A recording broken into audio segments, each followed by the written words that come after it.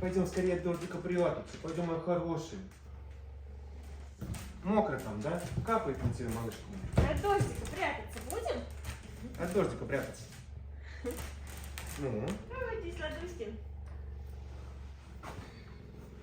Пойдем сюда. Пойдешь? На диванчик к маме пойдешь?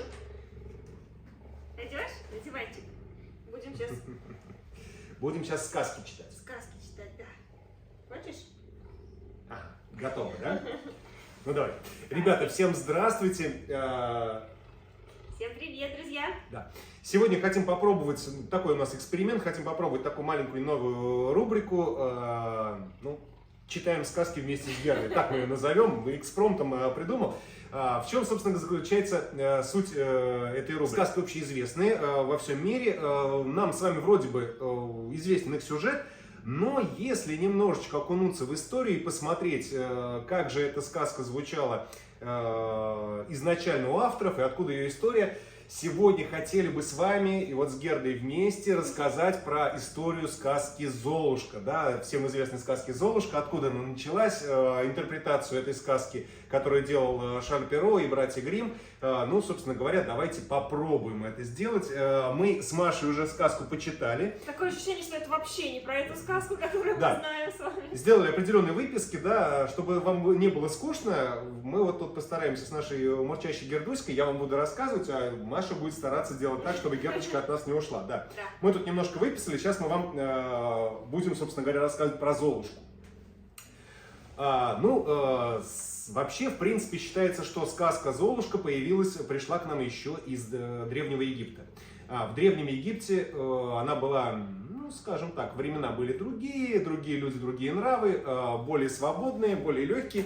И в Древнем Египте прародителем этой сказки являлась история о, как бы это повежливее сказать, о очень красивой женщине легкого поведения. Вот так. Эта красивая женщина легкого поведения купалась в реке в какой-то момент. Ну и, собственно говоря, полезно купаться в реку, скинув с себя всю одежду.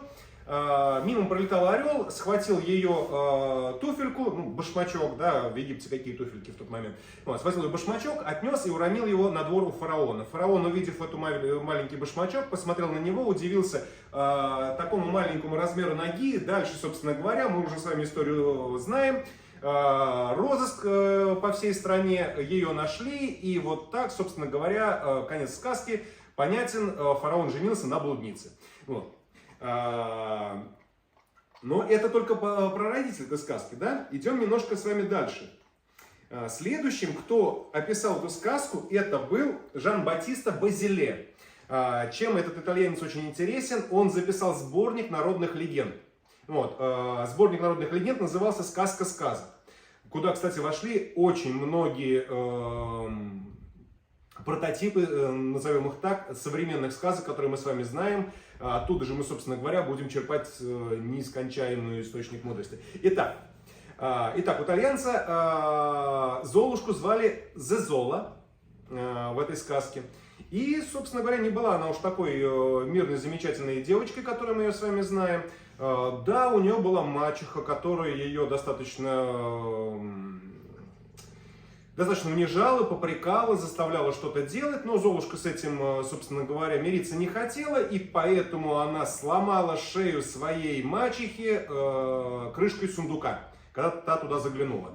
Ну, чтобы это было удобнее сделать, себе, собственно говоря, в качестве сподручного она взяла свою няню. Да, няня, собственно говоря, тоже тут долго не думала, подсуетилась и стала новой мачехой у Золушки. Но тут произошло еще хуже, да, потому что у новой мачехи-бывшей няни было 6 дочерей, которые, собственно говоря, Золушку до этого, извините, я буду подглядывать, Зезолу, как ее называли, да, они ее тоже третировали, то есть издевались на ней под-всякому. Ну, сами понимаете, убить 6 сестер плюс еще и новую мачеху достаточно проблематично. Ну и что делает Зезула? Она убегает из дома, нечаянно встречает короля. Дальше нам уже история с вами известна. Теряет туфельку, только это была не та самая хрустальная туфелька, которую мы с вами знаем. Это был тяжелый деревянный башмак на подошве из пробки, который носили в тот момент в Неаполе. Вот. Она теряет этот самый башмачок. Дальше история, собственно говоря, практически та же самая. Вот. Сейчас, секундочку. Вот. Историю, которую мы с вами знаем, собственно говоря, опять же, розыск. Король ищет, примеряет этот деревянный башмачок, находит Зезулу, женится на ней. Ну, собственно говоря, так убийца своей мачехи стала королевой. Вот. Идем дальше с вами, да? Через 61 год после выпуска этой самой книги «Сказка сказок» уже Шарль Перро интерпретирует сказку «Золушка» по-своему.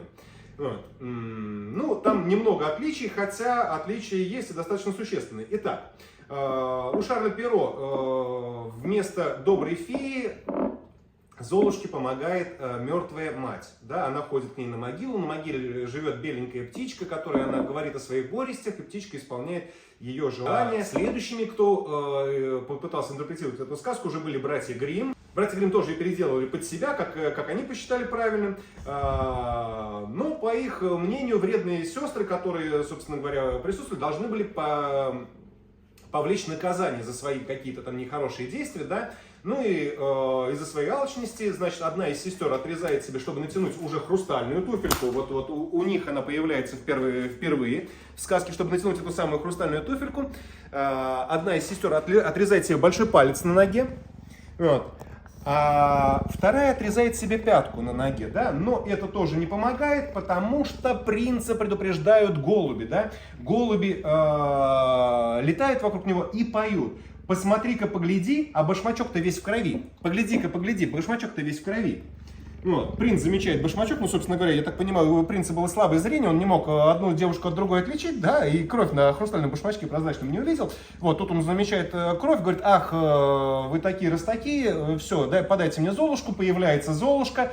Но и здесь у братьев Гримм хэппи-энд очень условный, да, потому что те же самые голуби, которые предупредили принца о том, что сестры отрезали себе пятку и палец для того, чтобы залезть в туфельку, набрасываются на этих сестер и выклевывают им глаза.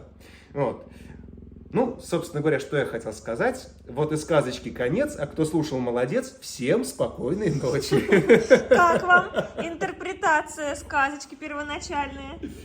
Не забудьте, если будете читать этот вариант... Вот уж где страшная история. Да, не забудьте, если будете читать эти сказки своим детям на ночь в оригинале, после этого давать немножко новопоситы.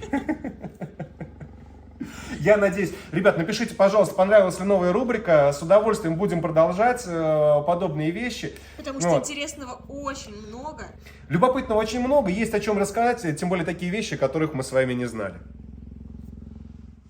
Что, ждем ваших комментариев. Ждем ваших комментариев. Скажите, как вам понравилось, не понравилось, и продолжать ли это. Мы не будем борщить с этой рубрикой, то есть сильно вас... Утомлять? Утомлять. Или нагружать информацией? Сильно вас утомлять буквально раз в неделю для разнообразия, и чтобы было очень интересно. А Гердуська нам в этом поможет. Гердуське было интересно, она сидела с нами всю дорогу. Да здесь, вот она, моя рука-то. А вот, давай.